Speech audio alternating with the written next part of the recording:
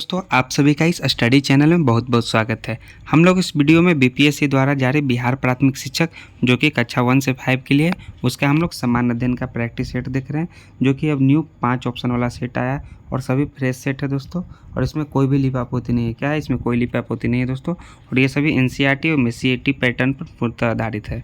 तो हमारा दोस्तों ये सेट नंबर हमारा मॉडल सेट नंबर 11 रहा। क्या है 11। हम लोगों ने इससे पहले पूरे 10 मॉडल सेट देख चुके हैं, जो कि बीपीएससी प्राथमिक शिक्षक के लिए बहुत ही इंपॉर्टेंट है। तो दोस्तों अगर आप लोगों ने चैनल को सब्सक्राइब नहीं किया है तो प्लीज़ चैनल को सब्सक्राइब कर लें, क्योंकि ये सभी मॉडल सेट आपको बीपीएससी प्राथमिक शिक्षक के लिए बहुत से बहुत इंपॉर्टेंट है। तो हमारा जो मॉडल प्रैक्टिस सेट 11 है दोस्तों, वो प्राथमिक गणित एवं मानसिक क्षमता परीक्षण से इसमें प्रश्न पूछे जाएंगे, जो कि इसमें पूरे 20 प्रश्न होंगे और इसमें भी पूरे 20 प्रश्न होंगे, यानी कि टोटल इसमें 40 प्रश्न होंगे। नेक्स्ट है समान जागरूकता, समान विज्ञान, सामाजिक विज्ञान, भारतीय राष्ट्रीय आंदोलन, भूगोल और पर्यावरण। इससे संबंधित आपके 80 क्वेश्चन होंगे। इनसे 80 संबंधित होंगे क्वेश्चन, जो कि 41 से लेकर 120 प्रश्नों तक होंगे। कितना, 41 प्रश्नों से लेकर 120 प्रश्नों तक। तो चलिए हमारा मॉडल प्रैक्टिस सेट 11 है आ गया। ये देखिए हमारा मॉडल प्रैक्टिस सेट 11 जो है, यह प्राथमिक गणित एवं मानसिक क्षमता परीक्षण यानी मैथ और रीजनिंग से स्टार्ट होगा, जो कि हमारा देखिए पहला प्रश्न है वो कि मैथ से है, और जो 40वां प्रश्न होगा वो रीजनिंग से खत्म होगा। तो दोस्तों हम लोग इस वीडियो में मैथ और रीजनिंग का प्रश्न नहीं देखेंगे दोस्तों। इसको आप खुद से स्टॉप करके वीडियो को पॉज करके खुद से आपको मैथ और रीजनिंग को सॉल्व करना हो, क्योंकि मैथ और रीजनिंग सॉल्व करने से ही बनेगी दोस्तों, प्रैक्टिस करने से ही। तो हम लोग इस वीडियो में आपको 40 तक जो रीजनिंग है, 1 से लेकर 40 तक मैथ और रीजनिंग, वो आपको नहीं देखेंगे। देखिए 40वां जो है मैथ और रीजनिंग से संबंधित पूरे 40 क्वेश्चन है। तो चलिए हमारा अपना जो स्टार्ट सेट होता है वो समान जागरूकता, समान विज्ञान, सामाजिक विज्ञान, भारतीय राष्ट्रीय आंदोलन, भूगोल और उससे पर्यावरण से संबंधित हमारा प्रश्न है दोस्तों। तो चलिए हमारा पहला प्रश्न क्या है, निम्नलिखित में से कौन एक विटामिन ए का प्रचुरतम स्रोत है। तो जो कौन किसमें जो है विटामिन ए सबसे ज़्यादा मात्रा में पाया जाता है इन पाँचों ऑप्शन में। देखिए 1 ऑप्शन है, 2 ऑप्शन है, 3 है, 4 है, 5 है। तो ऐसे भी 5 ऑप्शन वाले फ्रेश सेट हैं, जो कि आपको कोई लिपापोती नहीं है इसमें। तो सबसे ज़्यादा विटामिन ए का जो प्रचुर मात्रा है वो किस में पाया जाता है, वो पाया जाता है आम में। किसमें, आम में विटामिन ए का प्रचुरतम स्रोत है विटामिन ए का, यानी ऑप्शन नंबर 3 इसका राइट आंसर है आम। आम में जो है विटामिन ए सबसे ज़्यादा पाया जाता है। नेक्स्ट है प्रयोगशाला में सर्वप्रथम डीएनए का संश्लेषण यानी सिंथेसिस किया था। तो किसने किया था दोस्तों, तो इसका जो करेक्ट आंसर है वो खुराना ने किया था। किसने, खुराना ने किया था डीएनए का प्रथम संश्लेषण, यानी कि ऑप्शन नंबर 2 इसका करेक्ट आंसर है। खुराना जी का पूरा नाम है डॉक्टर हरगोविंद खुराना। क्या है, हरगोविंद खुराना नाम है, हरगोविंद खुराना। तो चलिए नेक्स्ट है हमारा, निम्नलिखित में कौन एक सही सुमेलित नहीं है। तो सही सुमेलित नहीं चुनना है, जो कौन नहीं है। तो धान जो है हरित बाल, तो दोस्तों यही नहीं है। धान जो है हरित बाल नहीं, एक लीफ ब्लास्ट है। बाजरा अर्गट ये सही है। मटर बुकनी यानी पाउडरी मिल्ड्यू ये भी सही है दोस्तों, यानी कि हरित बाल जो धान हरित बाल नहीं होगा दोस्तों, क्या होगा, ये होगा लीफ बाइट होगा। क्या होगा, लीफ ब्लास्ट होगा। ये करेक्ट आंसर होगा दोस्तों, यानी कि ऑप्शन नंबर 1 इसका राइट आंसर है, जो सही सुमेलित नहीं है। नेक्स्ट हमारे निम्नलिखित में कौन एक सही सुमेलित नहीं है। देखिए हमारा 44वां प्लस भी यही कहता है कौन सुमेलित नहीं है। तो देखिए इसमें से कौन सुमेलित नहीं है। तो फूल की खेती जो है फ्लोरिकल्चर ये सही है। फसलों की खेती एग्रोनॉमी ये भी सही है। सब्जियों की खेती हॉर्टिकल्चर नहीं दोस्तों, सब्जियों की खेती क्या होता है, ऑलरिकल्चर होता है। और जो हॉर्टिकल्चर होता है वो बागवानी की खेती होता है, यानी कि ये ऑप्शन आपका गलत है। ऑप्शन नंबर 3 इसका गलत आंसर है। नेक्स्ट है हमारा, फसलों में पर्णीय छिड़काव के लिए सबसे उपयुक्त उर्वरक है। तो कौन सा सबसे उपयुक्त उर्वरक है, वो यूरिया। कौन, यूरिया जो है पर्णीय छिड़काव के लिए उपयुक्त उर्वरक है, यानी ऑप्शन नंबर 2 इसका राइट आंसर है। नेक्स्ट हमारा, पौधे में फ्लोएम मुक्त उत्तरदायी है। किसके लिए उत्तरदायी है फ्लोएम, वो है आहार वहन के लिए। किसके लिए, आहार वहन के लिए जो है फ्लोएम मुक्त उत्तरदायी है, यानी ऑप्शन नंबर 1 इसका राइट आंसर है। नेक्स्ट प्रश्न हमारा है, अखिल भारतीय खिलाफत सम्मेलन जो कि 1919 में हुआ, उसका अध्यक्ष किसे चुना गया था। इसका अध्यक्ष कौन चुने गए थे, वो चुने गए थे महात्मा गांधी। कौन, महात्मा गांधी चुने गए थे अध्यक्ष, यानी ऑप्शन नंबर 1 इसका राइट आंसर है। नेक्स्ट प्रश्न है हमारा, भारतीय संविधान में संशोधन करने में कि संसद की शक्ति वर्णित है। तो किस अनुच्छेद में संसद की शक्ति वर्णित है। तो जो अनुच्छेद है दोस्तों वो है आपका अनुच्छेद 368। कौन सा, 368 में संसद का शक्ति वर्णित है, यानी ऑप्शन नंबर 3 इसका राइट आंसर है। नेक्स्ट है, अगस्त 1923 के बनारस हिंदू महासभा के अधिवेशन की अध्यक्षता की थी। तो कौन अध्यक्षता की थी बनारस हिंदू महासभा की, वो की थी पंडित मोहन मोहन मालवीय। कौन, पंडित मोहन मोहन मालवीय जी ने बनारस हिंदू महासभा की अध्यक्षता की थी, जो 1923 में अगस्त में हुआ था, यानी ऑप्शन नंबर 3 इसका करेक्ट आंसर। ये बीएचयू के संस्थापक भी है, जो बनारस में बनारस हिंदू यूनिवर्सिटी है। नेक्स्ट है हमारा भूकंप की तीव्रता का मापन किया जाता है, तो किस पैमाने पर किया जाता है भूकंप की तीव्रता का, वो हम लोग सभी जानते हैं रिएक्टर स्केल से, यानी रिएक्टर पैमाने पर। ऑप्शन नंबर 1 इसका राइट आंसर है। नेक्स्ट है 2 गेंदें जो ए और बी है क्रमशः 10 kg के और 1 kg के, उन्हें 20 मीटर की ऊंचाई से एक साथ गिराया जाता है, तो निम्नलिखित में से कौन सा सही है, तो निम्नलिखित में से जो कथन है कौन सा सही है दोस्तों। तो चलिए देखते हैं। भूमि पर ए पहले पूछेगी, ये गलत है। भूमि पर बी पहले पूछेगी, ये भी गलत है। भूमि पर दोनों ए और बी एक साथ पहुंचेगी। जी दोस्तों, भूमि पर जो है ए और बी एक साथ पहुंचेगी, चाहे वो 10 kg का गेंद रहे या 1 kg का, यानी कि ऑप्शन नंबर 3 इसका राइट आंसर है। नेक्स्ट है हमारा भारतीय संविधान का कौन सा अनुच्छेद भारतीय संविधान का कौन सा अनुच्छेद संघ राज्य क्षेत्रों के लिए उच्च न्यायालयों से संबंधित है, तो कौन सा अनुच्छेद संबंधित है दोस्तों। चलिए, तो वो है जो अनुच्छेद 241। कौन है अनुच्छेद 241 जो है संघ राज्य क्षेत्रों के लिए उच्च न्यायालयों से संबंधित है, यानी कि ऑप्शन नंबर 1 इसका राइट आंसर है। नेक्स्ट है हमारा सूची 1 को सूची 2 से सुमेलित करना है, तो चलिए सूची 1 को सूची 2 से सुमेलित कीजिए। त्वचा कैंसर, तो त्वचा कैंसर से कौन संबंधित है, वो है पैराबैंगनिक प्रकाश, यानी ए का 2। तो ए का 2 किस में है दोस्तों, ये ऑप्शन नंबर 2 में है ए का 2। नेक्स्ट है ध्वनि प्रदूषण। ध्वनि प्रदूषण किसे नापा जाता है, वो डेसिबल से, यानी कि बी का 3, यानी कि करेक्ट आंसर ए का 2, बी का 3, सी का 4 और डी का 1। ऑप्शन नंबर 2 इसका राइट आंसर है। नेक्स्ट है निम्नलिखित में से कौन सा एक युग्म सही सुमेलित नहीं है, तो जो सही सुमेलित नहीं है वो कौन सा है, लैक्टोज। लैक्टोज जो है वो खट्टा दूध नहीं है, लैक्टोज जो है लैक्टिक एसिड है। कार्बोनिक अम्ल जो है सोडा वाटर, ये तो सही है दोस्तों। फॉर्मिक अम्ल लाल चींटी, ये सही है, यानी कि लैक्टोज जो है खट्टा दूध, ये नहीं होगा दोस्तों। ऑप्शन नंबर 1 इसका करेक्ट आंसर है, जो सही सुमेलित नहीं है। इनमें से किस आयुर्वेदाचार्य ने तक्षशिला विश्वविद्यालय में शिक्षा प्राप्त की थी, तो जो तक्षशिला विश्वविद्यालय में शिक्षा प्राप्त की थी वे कौन थे, वे थे जीवक। कौन जीवक थे जो कि तक्षशिला विश्वविद्यालय से शिक्षा प्राप्त की थी। ऑप्शन नंबर 3 इसका राइट आंसर है। नेक्स्ट है ब्लैंक स्थान की सिफारिश पर बैंकों के ब्याज दर पर विनियंत्रण आधारित है, तो किसकी कमेटी के सिफारिश पर दोस्तों, इसका जो करेक्ट आंसर है वो है नरसिम्हा। कौन, नरसिम्हा कमेटी के सिफारिश पर बैंकों के ब्याज दर का विनियंत्रण आधारित है, यानी ऑप्शन नंबर 3 इसका राइट आंसर है। नेक्स्ट है समान रूप से मुद्रा नीति यानी कि मॉनेटरी पॉलिसी का प्रधान लक्ष्य है, तो इसका क्या लक्ष्य है दोस्तों, मॉनेटरी पॉलिसी का हम लोग सभी जानते हैं मुद्रा आपूर्ति का नियंत्रण करना, यानी कि ऑप्शन नंबर 1 इसका करेक्ट आंसर है। इसमें लिखा हुआ है मुद्रा आपूर्ति का नियंत्रण करना, जो समान रूप से मुद्रा नीति का प्रधान लक्ष्य है। हमारा नेक्स्ट प्रश्न है जनांकिकी में लिंग अनुपात का संदर्भ है, तो लिंग अनुपात का क्या संदर्भ है, वो है प्रति 1000 पुरुषों के साथ महिलाओं के अनुपात से जनांकिकी में लिंग अनुपात का संबंध है, यानी कि ऑप्शन नंबर 3 इसका राइट आंसर है। नेक्स्ट है 8 अगस्त 1942 में कांग्रेस ने भारत छोड़ो आंदोलन कहाँ से प्रारंभ किया था, तो भारत छोड़ो आंदोलन जो प्रारंभ हुआ था वो कहाँ से हुआ था, वो हुआ था बम्बई से। कहाँ से, बम्बई से, जो कि 8 अगस्त से प्रारंभ हुआ था 1942 में। ऑप्शन नंबर 1 इसका राइट आंसर। नेक्स्ट है सर्वेंट ऑफ इंडिया सोसाइटी की स्थापना की थी, तो कौन किए थे, ये किए थे गोपाल कृष्ण गोखले ने। किसने किए थे, गोपाल कृष्ण गोखले ने सर्वेंट इंडिया ऑफ सोसाइटी की स्थापना, यानी ऑप्शन नंबर 2 इसका राइट आंसर है। नेक्स्ट है हमारा 1935 का गवर्नमेंट ऑफ इंडिया एक्ट क्यों महत्वपूर्ण है, तो 1935 का जो गवर्नमेंट ऑफ इंडिया का एक्ट का जो महत्वपूर्ण होने का कारण है वो है कि यह भारतीय संविधान का मुख्य स्रोत है। क्या है, यह भारतीय संविधान का मुख्य स्रोत है, यानी कि ऑप्शन नंबर 1 इसका राइट आंसर है।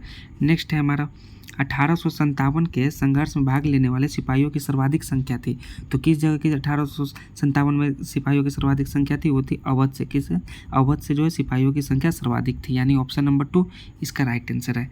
नेक्स्ट प्रश्न है हमारा इन व्यक्तियों में से कौन कैबिनेट मिशन का सदस्य नहीं था, तो कौन नहीं था, वो था विलियम वुड जो है कैबिनेट मिशन का सदस्य नहीं था, यानी कि ऑप्शन नंबर 1 इसका राइट आंसर है। नेक्स्ट प्रश्न है हमारा वर्ष 1937 के चुनाव में कितने प्रांतों में कांग्रेस का मंत्रिमंडल बना, तो मंत्रिमंडल कितने प्रांतों में बना, वो बना आपको 5 प्रांतों में। कितने, 5 प्रांतों में, यानी ऑप्शन नंबर 3 इसका राइट आंसर है। नेक्स्ट है इनमें से किसने भारतीय राष्ट्रीय कांग्रेस के प्रथम वार्षिक अधिवेशन की अध्यक्षता की थी, तो कौन किए थे, वे किए थे WC बनर्जी। कौन किए थे, WC बनर्जी जो प्रथम वार्षिक अधिवेशन की अध्यक्षता की थी। ऑप्शन नंबर 3 इसका राइट आंसर है।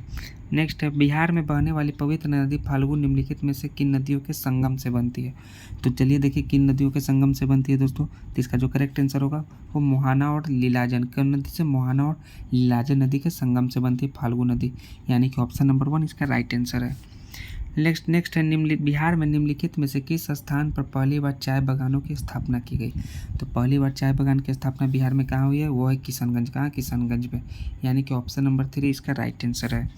नेक्स्ट है इनमें से किस प्रख्यात समाज सुधारक ने ज्ञान योग, कर्मयोग और राजयोग नामक पुस्तकें लिखी। तो कौन से समाज सुधारक थे दोस्तों, वो थे स्वामी विवेकानंद। कौन थे, स्वामी विवेकानंद ने ज्ञान योग, कर्मयोग और राजयोग नामक पुस्तक लिखी, यानी ऑप्शन नंबर 1 इसका राइट आंसर है। नेक्स्ट है हमारा निम्नलिखित नदी डेल्टाओं में से किन पर मैंग्रोव वन पाए जाते हैं। तो जो मैंग्रोव वन पाए जाते हैं वो किन के डेल्टाओं से पाए जाते हैं दोस्तों, तो नर्मदा नदी है, कृष्णा नदी है, सुवर्णरेखा नदी है और गंगा नदी है। तो दोस्तों किसमें पाए जाते हैं, वो कि गंगा नदी में और सुवर्णरेखा किसमें, सुवर्णरेखा नदी और गंगा नदी में पाए जाते हैं, यानी कि ऑप्शन नंबर बी और डी होगा। चलिए देखते हैं हमारा किसमें बी और डी है दोस्तों। बी और डी किस में दिखा हुआ, तो बी और डी ऑप्शन नंबर 3 में, किसमें, बी और डी ऑप्शन नंबर 3 में, गंगा और सुवर्णरेखा, यानी ऑप्शन नंबर 3 इसका राइट आंसर है। नेक्स्ट हमारा भारतीय उपमहाद्वीप का, जो भारतीय महाद्वीप का सबसे दक्षिणी छोर केप कोमोरिन जो है निम्नलिखित में से किस राज्य में स्थित है। तो केप कोमोरिन जो है वो किस राज्य में स्थित है, वो तमिलनाडु में, किसमें, तमिलनाडु में स्थित है, यानी ऑप्शन नंबर 3 इसका राइट आंसर है। नेक्स्ट निम्नलिखित युग्मों में से कौन सा सही सुमेलित नहीं है। फिर से सही सुमेलित नहीं चुनना है। जो सही सुमेलित नहीं है, मिदनापुर नहर कांसवांती, ये सही है। तावा प्रोजेक्ट कृष्णा नदी, तो तावा प्रोजेक्ट जो है तवा नदी पर, किस पे, तवा नदी पर, यानी कि यह सही है। जो सही सुमेलित नहीं है, मैतूर डैम कावेरी नदी, ये सही है। उकाई प्रोजेक्ट ताप्ती नदी, ये भी सही, यानी कि ऑप्शन नंबर 2 ये करेक्ट नहीं है दोस्तों। तावा प्रोजेक्ट जो है तवा नदी पर है, यानी कि 2 जो है गलत है। भारतीय मुद्रा छापी जाती है, तो भारतीय मुद्रा कहाँ छापी जाती है, वो नासिक प्रिंटिंग प्रेस में। कहाँ, नासिक प्रिंटिंग प्रेस में छापी जाती है। यहाँ करेंसी नोट एवं सिक्कों की ढलाई की जाती है, याद रखिएगा दोस्तों। ऑप्शन नंबर 3 इसका करेक्ट आंसर है। नेक्स्ट है अरुणाचल प्रदेश में अत्यंत लोकप्रिय लोसर त्यौहार मुख्य रूप से जनजाति द्वारा मनाया जाता है। तो मनाया जाता है किसके जनजाति द्वारा, वो मनाया जाता है मोनपा, किनके, मोनपा जनजाति द्वारा, यानी कि ऑप्शन नंबर 1 इसका करेक्ट आंसर है। लोसर त्यौहार जो है मोनपा जनजाति द्वारा मनाई जाती है। नेक्स्ट है भारतीय दूरस्थ संवेदन संस्थान यानी IIRS कहाँ स्थित है। तो ये स्थित है आपको देहरादून में। कहाँ, देहरादून में स्थित है, यानी ऑप्शन नंबर 3 राइट आंसर है। नेक्स्ट है सूची 1 का सूची 2 से सुमेलित करना है और करेक्ट आंसर चुनना है दोस्तों। तो चलिए सूची 1 का सूची 2 से सुमेलित करते हैं। तो लंदन किस नदी के तट पर किनारे बसा है, वो टेम्स। तो लंदन जो है टेम्स नदी पर बसा है, तो यानी कि एक का जो होगा 3 होगा। लंदन टेम्स नदी के किनारे बसा है। और आपका हो गया एंटरवर्प, कहाँ है, एंटरवर्प वो है कहाँ है, सेल्थ, यानी कि इसका ये हो गया। नेक्स्ट है हमारा रोटरडेम कहाँ है, राइन। और हमारा नेक्स्ट क्या हो गया, हैम्परबर्ग, वो क्या हो गया, इल्बे, यानी कि डी का 4 किस में है दोस्तों। चलिए डी का 4 हम लोग देखते हैं, डी का 4 किस में। तो डी का 4 ऑप्शन नंबर 3 में है। तो ऑप्शन नंबर 3 जो ए का 3, बी का 2, सी का 1 और डी का 4, ऑप्शन नंबर 3 इसका राइट आंसर है। नेक्स्ट है निम्नलिखित नदियों में कौन सी विषुवत रेखा को 2 बार पार करती है। तो विषुवत रेखा को 2 बार पार करने वाली नदी है वो कौन है, जायरे नदी। कौन है, वो है जायरे नदी, जो कि कांगो नदी भी उसके नाम से जानते हैं। जायरे को कांगो नदी के भी नाम से जानते हैं। ऑप्शन नंबर 1 इसका राइट आंसर है।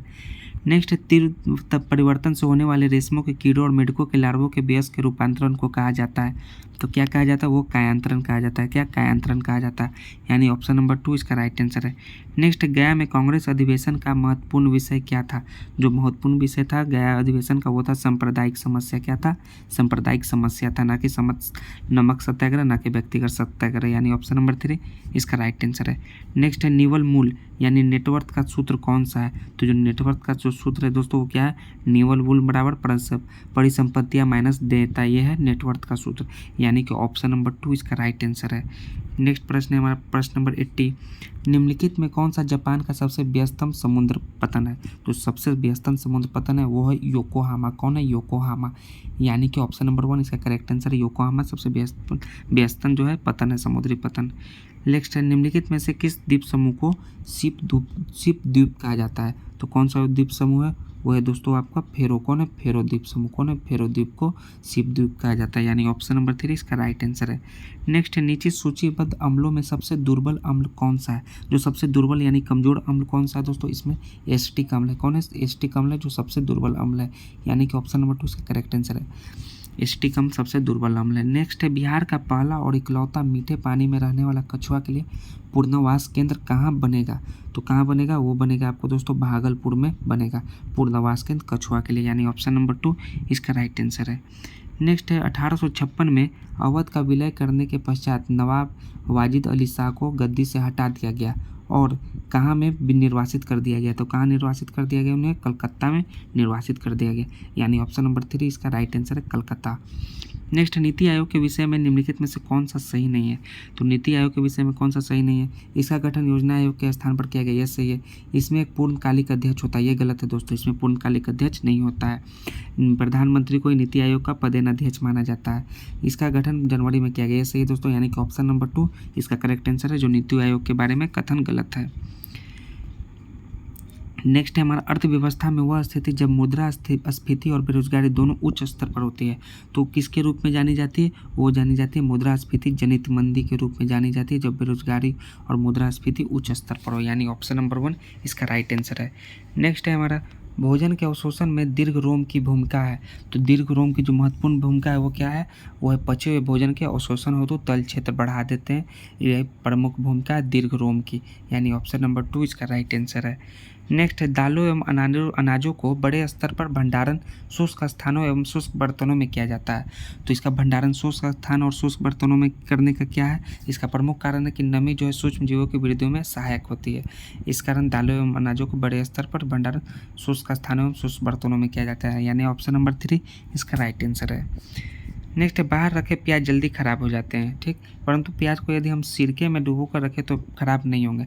तो नहीं ख़राब होने का प्रमुख कारण क्या है? तो यह कि सिरके में जीवाणु जीवित नहीं रख सकते, इस कारण प्याज जल्दी ख़राब नहीं होंगे और बाहर जल्द ख़राब हो जाएंगे, यानी ऑप्शन नंबर 1 इसका राइट आंसर होगा दोस्तों। नेक्स्ट है हमारा, झुग्गी झोपड़ी, क्या झुग्गी झोपड़ी को पर्यावरणीय अस्वस्थता एवं अस्वास्थ्यकारी मानने का कारण है? तो झुग्गी झोपड़ी को इसको अपर्यावरणीय मानने का क्या कारण है दोस्तों? चलिए अब पांचों ऑप्शन देखिए। इसका जो प्रमुख कारण है इन कारणों में से कि झुग्गी झोपड़ी की दशाएं अनेक सामाजिक, आर्थिक एवं स्वास्थ्य संबंधी समस्याओं के कारण है, इसके कारण ही लोग झुग्गी झोपड़ी में रहते हैं, यानी कि ऑप्शन नंबर 2 इसका करेक्ट आंसर है, अपर्यावरणीय मानने का। नेक्स्ट है, अंतरिक्ष यात्री स्थिर होकर कार्य नहीं कर पाते, क्योंकि? तो इसका प्रमुख कारण है कि अंतरिक्ष यात्री को गुरुत्वाकर्षण शक्ति से मुक्त होते हैं। क्या चाहिए? जो पृथ्वी का जो गुरुत्वाकर्षण शक्ति है उससे वे अंतरिक्ष यात्री मुक्त होते हैं, यानी कि वे ऊपर उड़ते रहते हैं अंतरिक्ष में, इस कारण स्थिर होकर कार्य नहीं कर पाते हैं, यानी ऑप्शन नंबर 1 इसका राइट आंसर है। नेक्स्ट है, श्याम जब खेतों के पास से गुजरा, ठीक, वहाँ लोग सूखी पत्तियाँ जला रहे थे, वहाँ से गुजरते हुए उसे तीव्र खांसी होने लगी। तो तीव्र खांसी होने का क्या कारण है? तो यही प्रमुख कारण है कि पत्तियों के धुएं से दम घोटू जो कि श्वास लेने में उसके रोध करता है, यानी रोधी करता है, यानी कि रोकता है, वो उससे वातावरण पैदा हो गया था।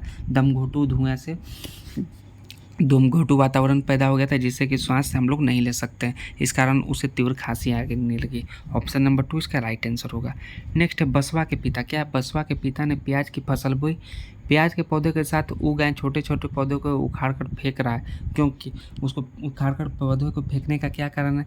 तो इसका प्रमुख कारण है कि खरपतवार जो है, जो खरपतवार पेड़ों में होते हैं खेतों की सुंदरता को कम करते हैं, या खरपतवार की जड़ें जो है प्याज की जड़ों को फैलने में अवरोध उत्पन्न करती है, या फिर खरपतवार पौधे के पोषक तत्वों को ग्रहण कर लेते हैं। तो इसका प्रमुख कारण यही होगा दोस्तों कि खरपतवार जो है पौधे के पोषक तत्वों को ग्रहण कर लेते हैं। ऑप्शन नंबर 3 इसका राइट आंसर है।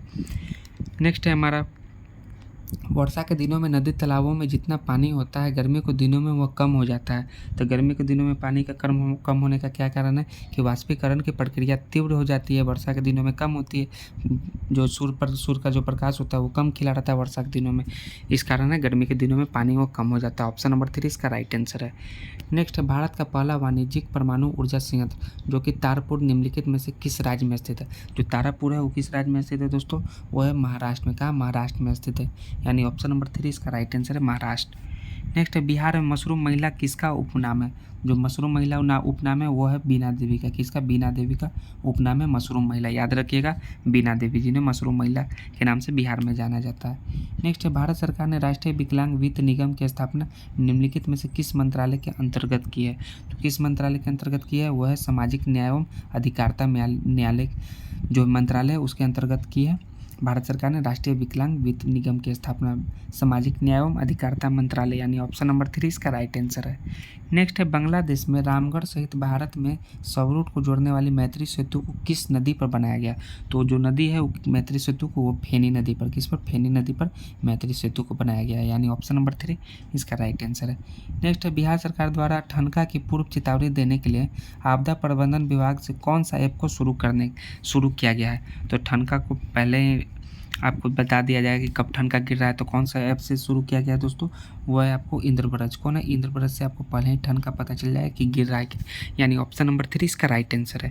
नेक्स्ट है भारत जो है अंतर्राष्ट्रीय मुद्रा कोष का सदस्य कब बना? तो भारत का अंतर्राष्ट्रीय मुद्रा कोष का जो सदस्य बनने का जो ईयर है वो कौन सा है? 1945। कौन? 1945 में जो भारत अंतर्राष्ट्रीय मुद्रा कोष का सदस्य बना, यानी ऑप्शन नंबर 3 इसका राइट आंसर है।